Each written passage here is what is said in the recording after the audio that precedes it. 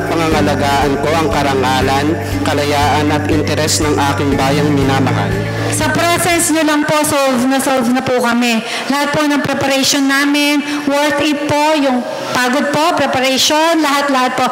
Sapagkat kota na po kami sa inyo pa lang pong attendance. So, syempre po, sa pagbubukas natin ng unang araw po ng Barangay Week, nais ko lang po ipaalam sa inyo na ito po ay talagang pinag-isipan, pinagmalasakitan, at syempre po, pinagkalingaan na ayusin po, na ibigay po ang tulong sa bawat isa po sa atin dito sa Barangay Bagong Silang. So masaya-masaya po tayo na nakapag-Barangay Week po ulit dito sa Bagong Silang. Medyo matagal na rin po nung last time.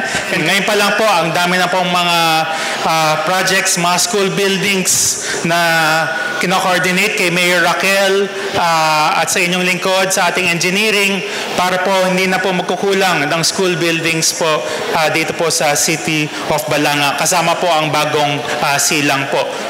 Kung alam niyo po, meron na po tayong bagong mode of transportation. Meron na po tayong TNVS Grab Car or Express. So kung mag-download po tayo ng app, pwede po tayo ng order ng air-conditioned na electric vehicle pa po yung nirequire po nila Kong Abet.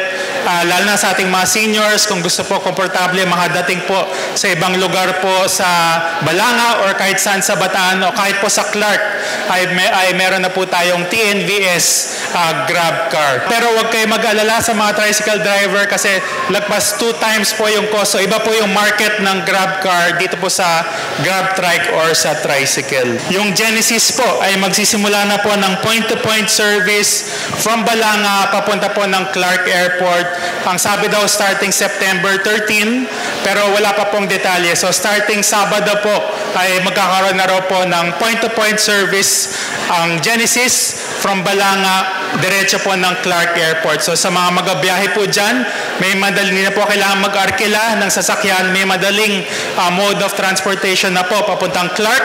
And from Clark naman, meron din pong point-to-point service ang Genesis diretso papuntang Naiya. So para po magpuntang Naiya, pwede po mag-Clark, point-to-point, tapos Naiya po using Genesis po. So again, palapakan po natin si Mayor Raquel.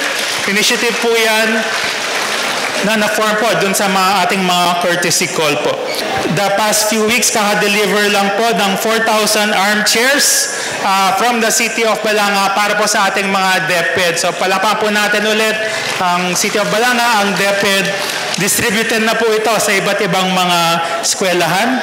And then ang GenPAC po ay nag-donate po ng mga chairs and tables. Alam ko, nabigyan na rin po yung mga ibang DepEd teachers natin and ibang mga barangay po natin. And hopefully po, may hinintay din po tayo na donation of computers galing pong Korea. Sabi daw, more than 100 computers po para po yung ating mga barangay learning hub. Ang alam ko po, Bagong Silang, isang pinakamaganda sa mga nag-implement ng barangay learning hub. Palakpakan po natin. Para po yung mga lumang computer po ng ating mga barangay learning hub, pwede na po mapalitan para po laging bago po yung ating mga computer. Asahan nyo po, under kay Mayor Raquel, na tuloy-tuloy po yung ating mga serbisyo at lalong gagandahan pa, lalo pang mag-aaruga and dahil po sa kanyang program na maging kahanga-hanga and mapagkalinga po tayong lahat, lalong matutulungan po natin ang lahat ng nangangailangan po dito po sa City of Balanga. Isa sa unang pinaplano po namin talaga ay dalasan ang Barangay Week. Dahil ito yung paraan namin para mas makadaupang palad kayo, mas makapiling kayo, at mas malaman po namin ang inyong mga pangangailangan. Although very much coordinated naman po ang inyong mga barangay captains ng lahat ng barangay, pati po si ABC, talaga pong nakakatuwa na makapag-Barangay Week kasama ang ating mga city councilors. Gagawin namin po ang lahat para maging best term ever itong term namin together. Pwede po ba maging katuwang kayo sa aming planong ito? Alam niyo po, nagpunta po kami sa Korea. Hindi po kami nag-date ha. Ang ginawa po namin doon, talagang nag-study program po kami. Ito po ay under ng Development Academy of the Philippines at ang patron po namin at mission leader dito ay si former Majority Leader Senate President Francis Tolentino. Pinalad po ako dahil na-appoint po akong Deputy Mission Leader ni Senator Francis Tolentino. Dahil po yun sa Balanga. Kasi po, nung nag-a-appoint si Senator Francis Tolentino, syempre, ang tinitingnan niya rin po kung sino po yung may hawak na lungsod na kahanga-hanga. At yun po ang Balanga. Kaya po ako po ang napili. Alam niyo po, ang dami po namin natutunan ni Vice Mayor Francis doon. Marami pong paraan na pwedeng mapaunlad pa ang ating lungsod. Pero lahat po yon hindi magagawa kung hindi po magtutulungan ng lahat. Yun din po kasi ang naging challenge sa Korea noon. Bago sila nakapag-usad, bago sila naging progressive, talagang binago nila yung kanilang mindset. Talagang dapat hindi lang puro progress, dapat iniisip rin kung paano magiging cooperative ang bawat isa, collaborative, magtutulong-tulong sa isang goal.